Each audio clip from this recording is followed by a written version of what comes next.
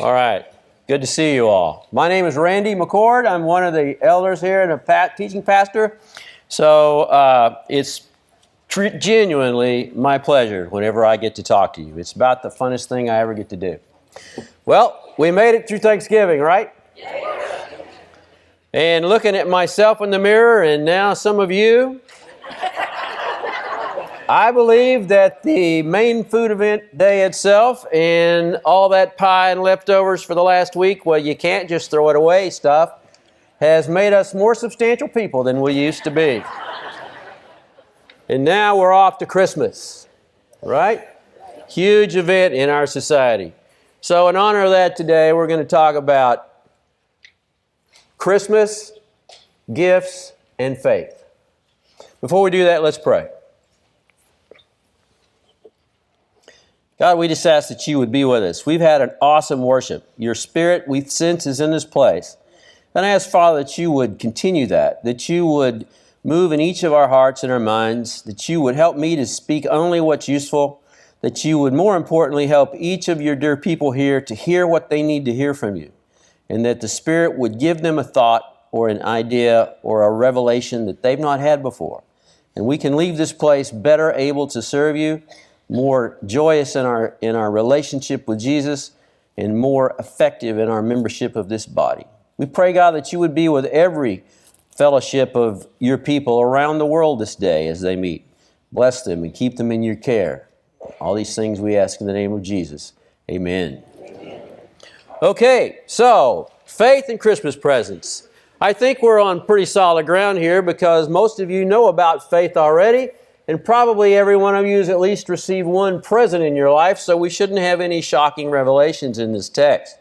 We're going to start with the faith part. Hebrews 11, one of the most famous chapters about faith, the very first verse. We'll have it on the screen if you don't want to follow in your own Bible. Now, faith is confidence for what we hope for and assurance about what we do not see. This is what the ancients were commended for. By faith, we understand that the universe was formed at God's command, so that what is seen was not made out of what was visible. And without faith, verse 6, it is impossible to please God, because anyone who comes to Him must believe that He exists and that He rewards those who earnestly seek Him.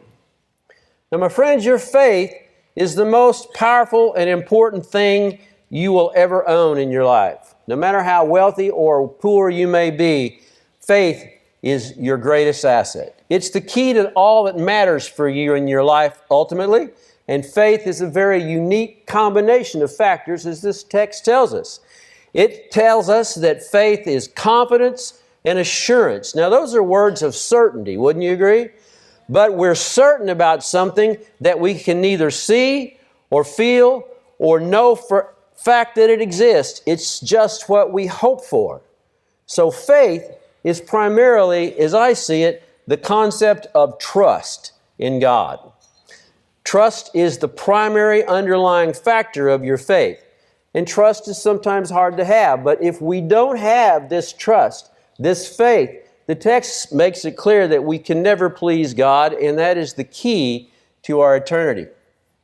Now, why is it this way?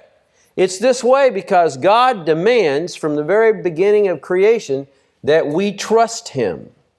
If you don't have clarity on this, you should spend some time in the book of Job. That book is fascinating. It tells us that Job was the most righteous man in the earth in his day. And yet God allowed him to be very sorely used by Satan. He lost his possessions, he lost his family, he lost his health. And as you might do yourself, as that was going on, he asked God, why is this happening? Could I get an explanation? And God finally comes at the end of the book and He tells him many things. But you know what He doesn't tell him? He doesn't tell him why. God requires we act on trust. That's what our faith is. And in my own life, and I bet in yours, I've had times in life where things weren't going nearly as well as I would hope. And I would want to know, why is this? And I would never get an answer. And yet, perhaps in your life as in mine, once we go past the event, it's pretty common to be able to look back and see, oh, well, I learned that, and now I see this, and now perhaps I understand why. That's the concept of faith, and it's the underlying basis on how we deal with God. Faith has been written about, spoken about, talked about countless, thousands, probably millions of times in Christian history. And this is just one more of those at the moment. Even so, I hope you won't tune it out. I hope you'll stay attuned because faith is so vital to you. You might say, this silly thought came to me, that faith is somewhat like oxygen.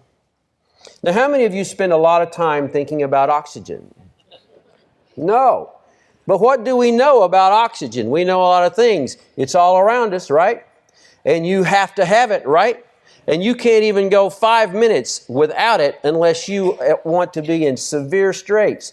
And yet we don't give it a lot of conscious thought. So the fact that it's invisible doesn't mean that it's not real. And the same is said of our faith. So we have faith, or we hope to have faith. So what are we going to do with it? How should we use it? Well, the answer is in the text we just read, Hebrews 11:6. Without faith, it is impossible to please God because anyone who comes to Him must believe that He exists and that He rewards those who earnestly seek Him. Now, in recent weeks, my brothers and I, on Tuesday mornings, and it is pretty early in the morning, 6 o'clock, have been having a nice breakfast, and then we have some worship, and then we've been studying the book of Hebrews. Well, I'm somewhat embarrassed to say that after 6 decades of being able to read, and the Bible included, it finally dawned on me what Hebrews 11 verse 6 really says. It says that I have to have faith, and I knew about that. But it's dawned on me now that it says there are 2 parts of my faith. I'm probably the only guy in the room who doesn't know it, but since I finally realized it, that's what we're going to talk about. 2 parts of your faith. It says, let's look at it closely, that I must believe 2 things. Number 1, that He exists. Most of us have that part handled. I read, sadly, last night that roughly 29% of the population of the United States no longer believes that God exists. So we have our work cut out for us because I believe that, and they need to. Secondly, though, it says that I must believe what? That He rewards those who earnestly seek Him. Now, how I went all these years and knew the first part and paid little attention to the second, I don't know. But we're going to talk about both parts today. Because believing also that He will reward us diligently is going to take a little work from some of us. Now, suppose you carry this second idea of seeking God, He will reward those who diligently seek Him. Let's say we decide we're going to pursue this a little further. We might ask, well, what does that mean to seek God? Why would I do that? And I think the answer for most of us would be, from the teachings we've had, so that I can know more about Him. Right? That makes sense, right? Well, that's probably true, but I don't think it's nearly the full answer. Knowing about something suggests that you have facts and information and knowledge. We know about all kinds of things in the world, but many of the things we know don't necessarily have an effect on our behavior. This text is telling that we need to go beyond knowing. We need to have the kind of knowledge and the kind of seeking and gain the sort of relationship and access to God that will affect how we are and what we do. For example, I might have an interest in knowing what the latest college football championships are, because I like college football and I can't keep track of that all the time. But when I learned that somebody is number 1 and somebody is number 2, how is that going to change what I do? Not at all. It's interesting to know, but it has no effect on my behavior. It seems clear to me that this text, urging us to seek God earnestly, is to accomplish something well beyond just knowing. It's to get us to the place where we change. And the reason I can say that is it has the word earnestly in the seeking of God. What does earnestly mean? Earnestly is defined in the dictionary as I looked at in the following way. Characterized by or proceeding from an intense and serious state of mind. Characterized by or proceeding from an intense and serious state of mind. Grave and important. That's what it means to be earnest. Now, some people are really earnest. They never laugh. They never have a fun time, it seems. They're a little bit difficult. But at least part of the time when we're seeking God, we need to be earnest, which means that our process of seeking God, that aspect of our lives, can't be haphazard. It can't be occasional. It can't be accidental. It can't be lackadaisical. And it's going to take more time than just 6 to 7:30 on Saturday night or 10 to 11:30 on Sunday morning. It's an intense, involved process. And also, it can't be false. It can't be plastic. Now, after we are done here, it's very possible that some good brother or sister in the congregation who you know is going to come up to you and begin to tell you about their aches and their pains and things that you don't really care about. And you're going to think, well, here goes another 8 or 9 or 10 minutes of my life. And so you're not interested, but you don't just walk off. You put this little smile on your face and you just say, uh-huh, uh-huh, uh-huh. That is not earnest. Okay? So we've got a definition for earnest. It's not that. Seeking God earnestly is going to get some results for us. To earnestly seek God, it's going to require that we have a true and focused intent to succeed in this quest. It's going to require that we make a genuine effort to find and connect with the God we're seeking. It's going to mean that we're going to have some sincere devotion and involvement in the process of trying to find out more about God and be involved with Him. It's going to mean that it's not going to be a short-term event. You can't schedule an hour and a half on Thursday and get that done for the rest of your life. And it's going to require thought and effort. Sounds exhausting, doesn't it? Attaching the word earnestly to your seeking makes it a serious, intentional event. But that's not all. There's one more part that the Word tells us we have to attach here. Our seeking of God to get these rewards that He's promised us also has to have an element of passion in it, an element of genuine need. This is because our souls need God. And to seek God properly is going to have to be done in a way that meets that need of our soul. Now, that may seem a little excessive to you, and I learned this, so I think you can. Let's go to Psalms 63, verse 1. And this verse, I think, has a great amount of impact. Psalm 63, verse 1. You, my God, earnestly I seek you. I thirst for you. My whole being longs for you in a dry and parched land where there is no water. I thirst. My whole being longs for you. Graphic, emotional, need-based words. Now, we won't ask for a show of hands, but I think that to really grasp this text, you're going to have had to have a time in your life where you were sincerely thirsty. Think back if you ever have. I can remember 2 times in my life where I was desperately thirsty. The first time I was about 6 or 7 years old. I had some serious health problems as a kid, and I spent a lot of time in medical facilities, etc. One of these processes, I don't remember what it was, required that I go well more than a day, 24 hours plus period, with no liquid intake of any kind. I was a little kid. In the first few hours, it wasn't an issue. But by the time you got to the middle of the day, it was, Mom, I really need some water. And we get to know you don't get any.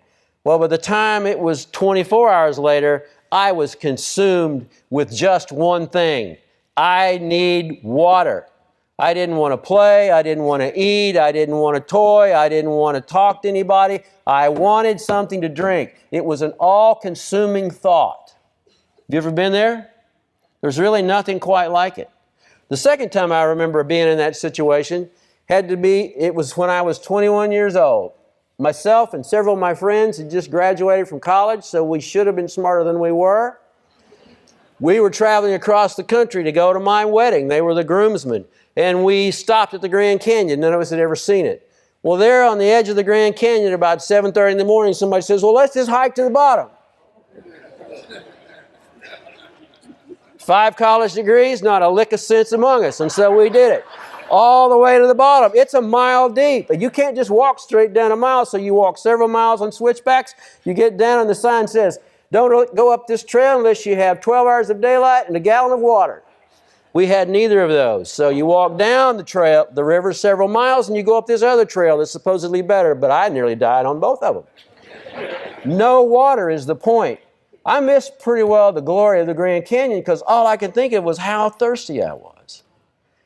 Deep thirst is a very focusing event. Deep thirst is a process that focuses all your attention on what you need. That's the intensity that this text is telling us we need to have when we are seeking for God. It's that level of importance to us. Now, how many of you remember the years ago when the Star Wars movies first came out? It was fun. They were nice movies, but they were movies, right? However, after the first one, I had a couple of friends when each new movie was coming out, they would go down and camp out on the day before the movie opening. You have any friends who did that? They'd camp out, spend the night on the sidewalk so they could get in line and be sure they got a ticket to the very first movie. Now, not all of us did that, of course. I would wait 3 or 4 weeks and let the lines go down and wander in on a Tuesday afternoon and see it in like no effect at all. What was the difference in me and them? They were earnestly seeking Darth Vader. I was not. It affects our behavior, right? It affects who we are and what we do if we're sincerely, earnestly seeking something. So no doubt, knowing God is a reason to seek Him, but this text is telling us that we need to know God in a way that moves us to take action. We need to know God in a way that helps us desire Him at a compulsion level. We need to know God to the extent that it changes the way we behave and the things we do. We need to know God in a way that allows us to use our energies and bring us into direct contact with God. We need to know that we can become involved in God and interact with Him in a more personal way than we just do now based on intellectual knowledge, perhaps. And we need to move into an actual understanding of the nature of God. I think it's possible to understand the personality of God. He clearly has one. As you read through the Bible, He has emotions. He says, I regret I did this and I'm angry about that. God has many of the feelings that you and I do. We need to know about those feelings. We need to know Him in the way that He leads us into actual, deeper relationship with Him. We need to know Him, I suspect, in the way we know our spouses or our children or our parents or our father or whatever relationships you have in your life that were meaningful to you. And lastly, and most important perhaps, we need to grow to be comfortable with the presence of God and feel loved and honored by Him because that's how He feels about us. We need to seek God in a way that's intimate. And if you have doubt about that, do what I did preparing for this lesson. Just went to my electronic Bible. Hopefully you have one. You can get them for free on your phone if you want. And I searched for seeking God or seek God, and I found over 40 texts about this process. There's a lot of information about how to seek God. Now, you may be thinking that this sounds like a lot of work at this point, and I would agree with that. It's going to take effort. It's going to take some time. And then you may be thinking about, well, wait, I'm already busy. I don't already have enough time in life. How am I going to do this? And that's a process that we'll have to work through. It's a decision you'll have to make. But here's something that may help you. God understands what happens in life. He understands that we go along and we get involved and things are busy. And so He has given us a motivation. Motivations work pretty well for human beings. And the motivation He's given us here is twofold. He tells us in several places that if we'll take the time to seek Him properly, He will absolutely make sure that we find Him. Now, how much stuff have you tried in the last 30 days that didn't work? We won't have a show of hands on that either, but my list is pretty long. This is something that will work. This is something we cannot fail at. If we put in our time, if we make our effort to seek God, He will absolutely be sure that we'll turn a corner somewhere and He said, "Here I am." We'll find Him. That's what He wants to have happen. That's what He will do. And then He says, "I'm going to reward you for it. I'm going to make sure you don't fail, and then I'm going to give you a reward for making the effort to find me." I don't think we're going to have a better offer than that. Can't fail. Reward for making the effort at something you can't fail. That's how important it is for God. He wants us to be looking and searching and coming to Him. So, should we take advantage of this situation? Should we make a priority of seeking God? Yes, we should. But it means that we'll have to allocate time and energy and processes to it. And you'll have to decide if you want to do that or not. But here's a question to think about. How many of you like rewards? We will have a show of hands for this. Some of you are not very truthful. I've noticed that before. I've been rewarded for a few things in my life, and I've been criticized or corrected for many more things than that, and I much prefer the rewards part. Aren't you the same? Rewards are fun. Correction is not. God's offering us rewards. Now, maybe it's okay if you know that you have permission to want the reward. We have young grandchildren, which are very fun. They're, of course, all exceptional. But these grandchildren, you can say, "I need you to do this thing. Pick up this or do that or put your clothes on or whatever it is." And they'll say, "Okay." And you come back 2 minutes later, nothing has happened. All right? Have you been through this series? Go through that 3 or 4 times and finally maybe it'll happen. There's a different way to do it. You can say, "You know, when you get this and this done, then we're going to have the bowl of chocolate ice cream with the sprinkles that you wanted." It's amazing what happens. Maybe it's not sprinkles. Maybe it's a new bag of Skittles. Maybe you show it to them. What's the point? People like rewards, right? Well, they're young and I'm not, and I still like rewards. So it's human nature, and God knows that. He wants us to come to Him, so He's giving us a reward and a motivation to do what's difficult. It takes time and effort. He wants us to come to Him so He can get what He wants, and then He'll give us what we want. What does God want? Why does He tell us, "I want you to seek me"? He wants you and me to come to Him and be His. He wants to spend time with you. He wants us to desire Him. He wants us to serve Him as He's asked us to do. He wants us to please Him by not being wrong, evil people, but by being people who love and follow Him. He wants us to be near Him. He just wants to be with us, like you do with your own children or your best friends. There's a need for humanity to have a relationship and be with someone who appreciates them. And I think that need comes from God because He has the same desire. He tells us over and over, "I want you to come and be with me." And if you do, then there's a big long list of things that we'll get. We'll get rewards. We don't know what those are till they happen, although we know that some of them in advance will be eternal life, trivial little things like that. He also says that your obedience as you're in this life will bring you joy and peace and contentment and happiness and all the other things that'll be positive because we'll know we've centered our place and our activity in the midst of a tumultuous world. We're focused on something that's unchangeable and is completely reliable and is never a source of fear or anxiety. God is the source of all the positive emotions in life that we want to feel. He wants us to come to Him and have these things, and He's willing to reward us in spades if we'll do it. It's an amazing thing. So we're supposed to have faith. That means we must believe what? That He exists, and believe what? that He rewards us when we seek Him.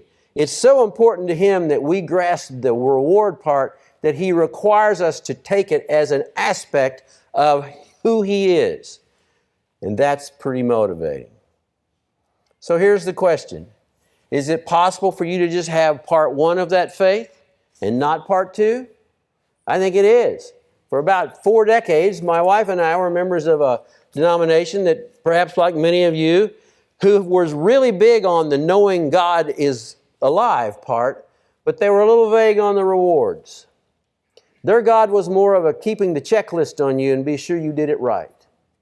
This is telling us that the God that we want to come to is more like the coach who spends lots of time encouraging you and teaching you and exhorting you and rewarding you when you do your best and get a little closer. That's the God we want. Now, probably some of you are thinking here, well, he's got a lot to say about this, and maybe he's right. Maybe I should do a little more seeking of God. My life might be better, but my goodness, I look at my schedule, and I've got my job, and I've got my children, and I've got this difficult relationship, and my mother's ill, and I have financial stress, and I've got this debt that's coming along, my credit card, and now I've got this health issue, and I seem to be addicted to this painkiller, and I've got blah, blah, blah. And you say, at this point, the short story is, I just can't move God any higher up on my to-do list. I can't do this seeking God thing. Well, that's your choice. We all get to decide how we'll order our lives and what we'll do. But what I don't want you to do is use an excuse that it's impossible for me to do this. And secondly, the excuse that I've let myself get into such a situation that God could never accept me at this level of intimacy. Those are both not true. So, that seems a little harsh, I know, but it's the facts. Let's read some text. Deuteronomy 4, verse 27. Moses is giving his final exhortation. After 40 years of leading these people, he has been told by God that you're going to die. The people are going to go into the promised land and start their new nationhood and civilization as I've promised. And he has given them their last speech. He is giving them a future look at what their history as a nation will be. And he says in verse 27 of Deuteronomy 4, "The Lord will scatter you among the peoples, and only a few of you will survive among the nations to which the Lord will drive you. There you will worship man-made gods of wood and stone, which cannot see or hear or eat or smell." Note he is prophesying a time here when they'll be removed far from God. God hates idolatry, and he's saying you're going to be right in the middle of it. Verse 29, "But if from there, that situation of idolatry, you seek the Lord your God, he will find him if you seek him with all your heart and with all your soul." That would be earnest seeking. Verse 30, "When you are in distress and all these things have happened to you, then later in days you will return to the Lord your God and obey him. For the Lord your God is a merciful God. He will not abandon you or destroy you or forget the covenant with your ancestors, which he confirmed to them by oath." James 4, verse 8, "Come near to God, and he will come near to you. Wash your hands, you sinners, and purify your hearts, double-minded people. Come near to God, he will come near to you." Jeremiah 29, verse 13, "You will seek me and find me." A statement of fact. "You will seek me and find me when you seek me with all your heart." When you seek me earnestly. Psalms 34, verses 10. I think this is a very entertaining text. Psalms 34, verse 10. "The lions may grow weak and hungry." Can you imagine a little emaciated lion? "But those who seek the Lord lack no good thing." God's rewards in action, right there. 2 Chronicles 7, verse 14. "If my people, who are called by my name, will humble themselves and pray and seek my face and turn from their wicked ways, then I will hear from heaven, and I will forgive their sin, and I will heal their land." Seeking God is always rewarded. And finally, the words of Jesus in Matthew 6. But seek first His kingdom and His righteousness. And all these things being the needs of life that He had just been talking about in the Sermon on the Mount, all these things will be given to you as well. So God's made His position clear. He wants us looking for Him and seeking Him out and making Him important and vital in our lives. And maybe we're doing that, maybe we aren't.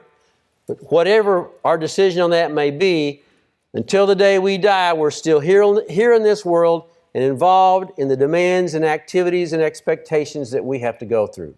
So, we've just finished Thanksgiving, as we commented on, and now we're rushing into the Christmas holiday. The next 4 weeks will be about Christmas. If you want to listen to it on the radio, you'll hear the same 9 songs over and on it'll go. What aspect of Christmas would you say is the most involved part? What aspect of Christmas takes the most of your time and thought and energy? Gifts. See, I don't ask the really hard questions. Sorry, it's okay to answer. Gifts. Christmas gifts. Right? The getting part's good. The finding, paying for, and delivering part, maybe not so much, but it's an integral part of Christmas. Christmas is not even a Bible holiday. You can search your Bible scrupulously and you won't find the word Christmas in there. It is a holiday that our society has created related to an important event in the Bible, and it's not wrong to obey, follow, and celebrate Christmas, but the key thing is that Jesus was born. I think had it been crucial that we have His birthday, we'd know when it was. But we don't. We don't have a date, etc. But Christmas is something we've created, and it's something we all enjoy. But this leads us to the final part of our lesson today. We're going to look at a story. It's in Matthew 2, if you want to be turning there. This story, which you know a whole lot about, and much of what you know about it is not in the Bible. This story is actually the story of why you give Christmas presents today. It gives the genesis of this process. But number 2, it's going to teach us that the reason the original Christmas presents were given was as the result of earnest men of God earnestly seeking for God. And it gives us a lesson on how we can effectively seek God earnestly. Matthew 2. After Jesus was born in Bethlehem in Judea, during the time of King Herod, Magi from the east came to Jerusalem and asked, "Where is the one who was born, King of the Jews? We saw His star when it rose and have come to worship Him." When King Herod heard this, he was disturbed, and all Jerusalem with him. When he had called together all the people's chief priests and teachers of the law, he asked them where the Messiah was to be born. Verse 5, "In Bethlehem, in Judea," they replied, "for this is what the prophet has written. But you, Bethlehem, in the land of Judah, are by no means least among the rulers of Judah, for out of you will come a ruler who will shepherd my people Israel." Then Herod called the Magi secretly and found out from them the exact time the star had appeared. And he sent them to Bethlehem and said, "Go and search carefully for the child. As soon as you find him, report to me so that I too may go and worship him." After they had heard the king, they went on their way, and the star they had seen when it rose went ahead of them until it stopped over the place where the child was. When they saw the star, they were overjoyed.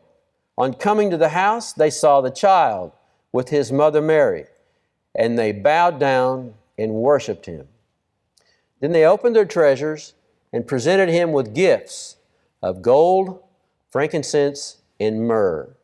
And having been warned in a dream not to go back to Herod, they returned to their country by another route. Now, this brief text is all we know for certain about this event.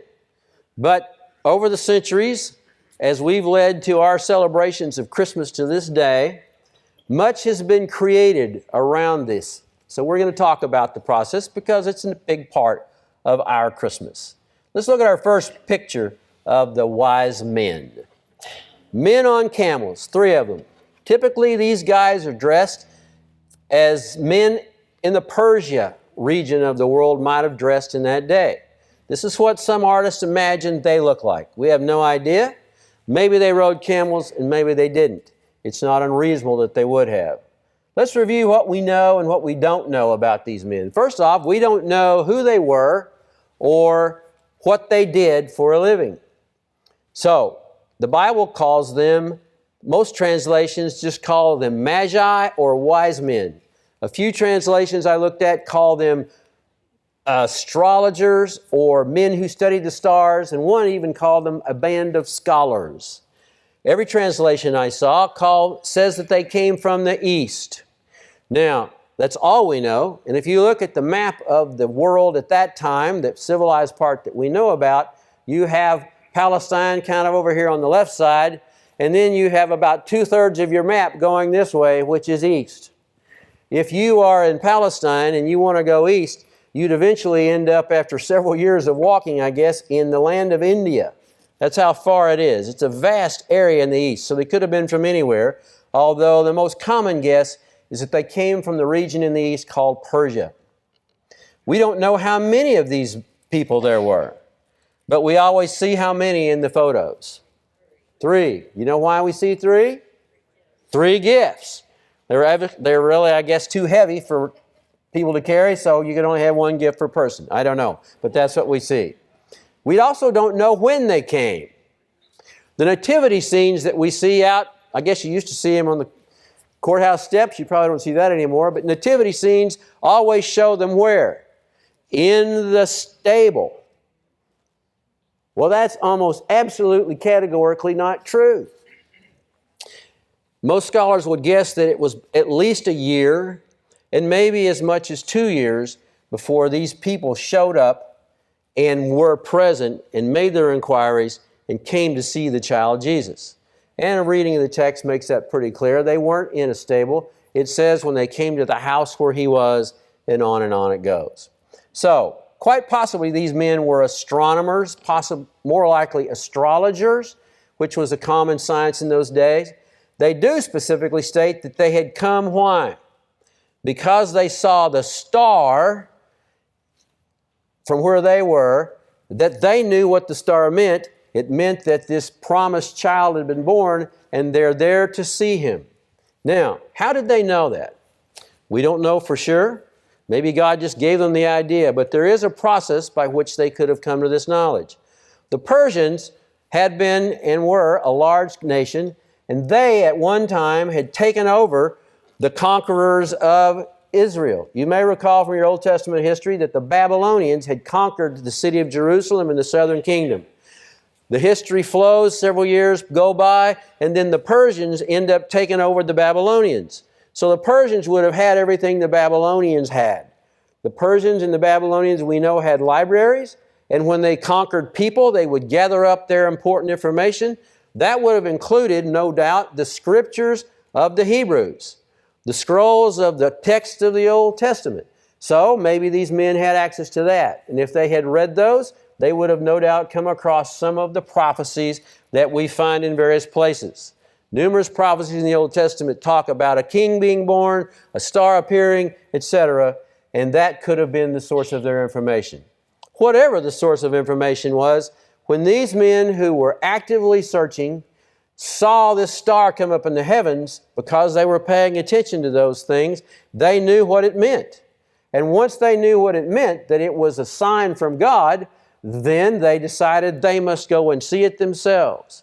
They did not know how far it was. They did not know what they would encounter. But these seemed to be men who were earnestly seeking truth and knowledge and God. And they were willing to do what it takes.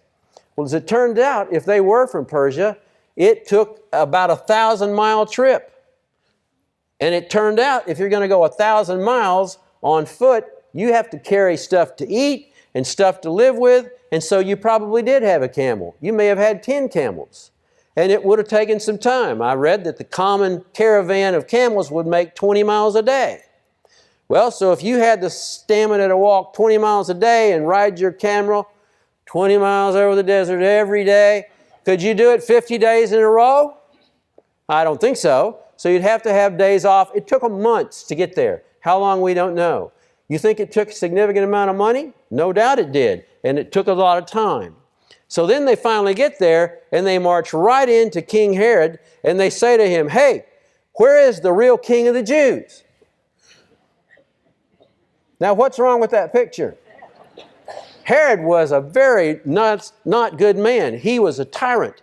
He had murdered some members of his own family just to be sure that his political position was safe.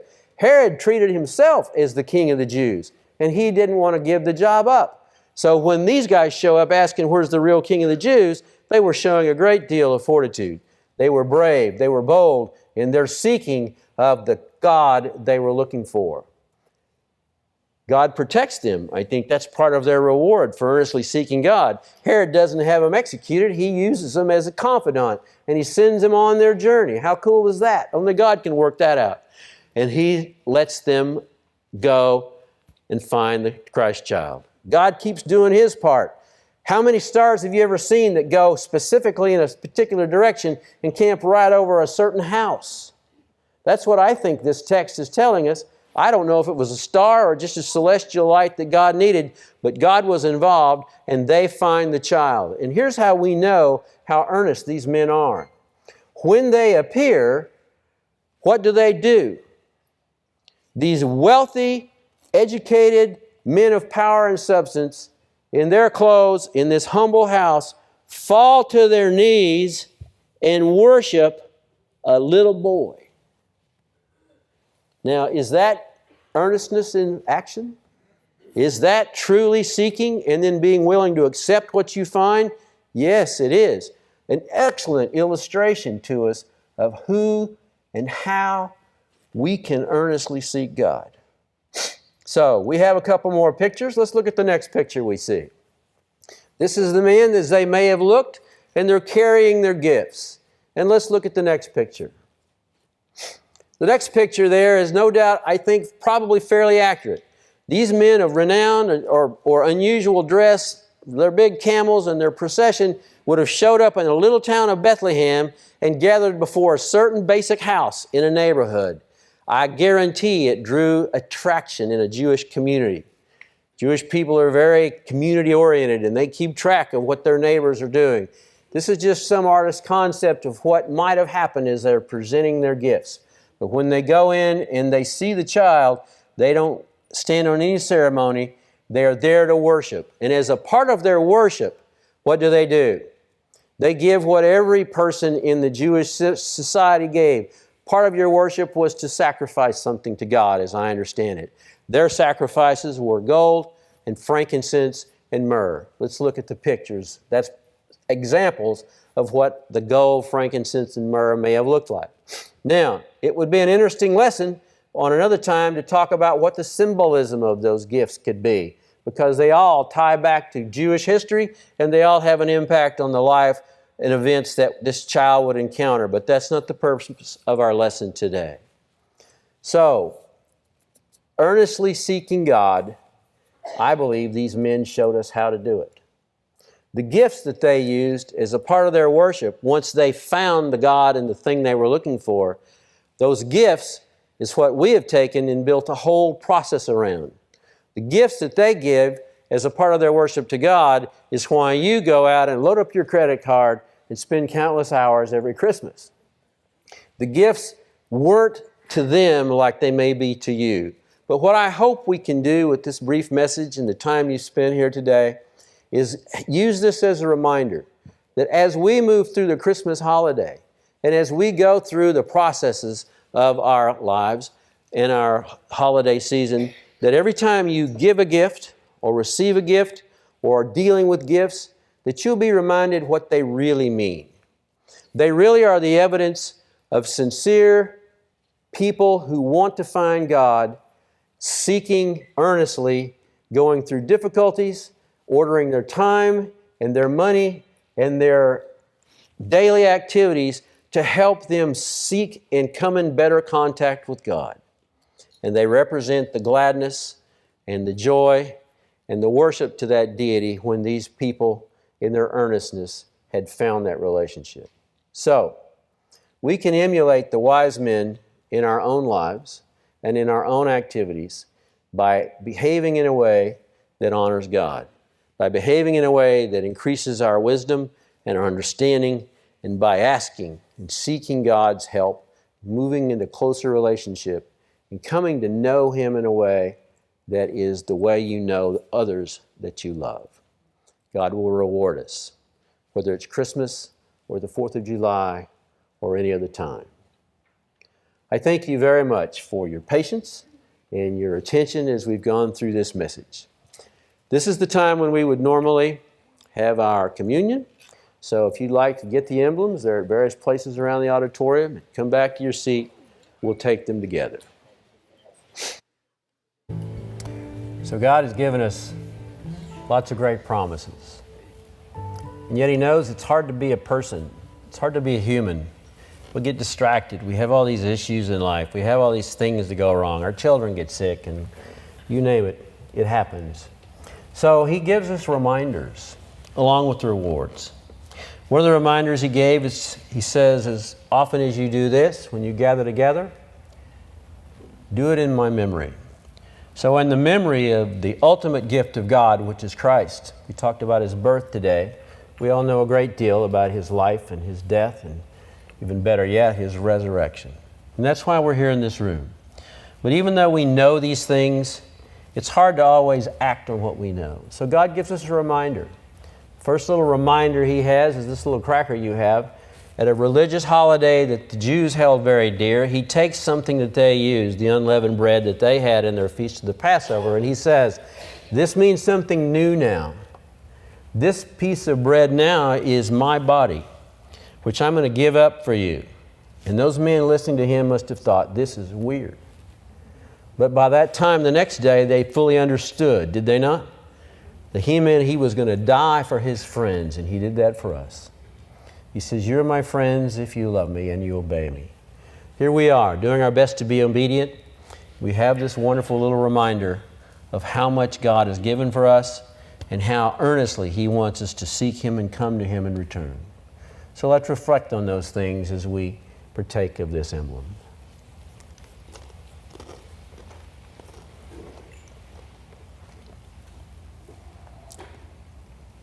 God, we thank You for this bread, which has a powerful symbol, the actual body of Jesus dying. Help us, God, to understand a little more of what that means. Help us to be a little more appreciative. Help us to be a little more anxious to know more about it and move closer to that relationship You want us to have. And God, we ask that You would help us to be useful to You, that You would help us to be comfortable in Your presence and anxious to please You. And as we take the second emblem, we give You thanks for all You've done, and we look forward to our eternity with You. In the name of Jesus we say, amen.